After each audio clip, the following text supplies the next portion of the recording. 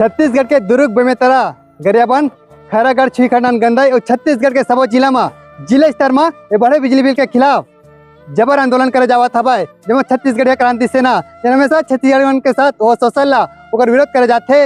ई बीच में 23 सितंबर 2025 के दिन मंगलवार पड़त है, जेमा जिला स्तर में जबर आंदोलन करे जावत हवाए। जेमा जम्मू छत्तीसगढ़ ला एकजुट होए पड़ी। खबर की ये महीना में जो बिजली बिल है ना, उसने हर महीना में बिजली बिल बढ़ के ही तो अपन कहाँ से पटाऊ। खबर की कमा खबर भी इतना पैसा नहीं है कि बिजली बिल इतना बढ़ के आवा थे।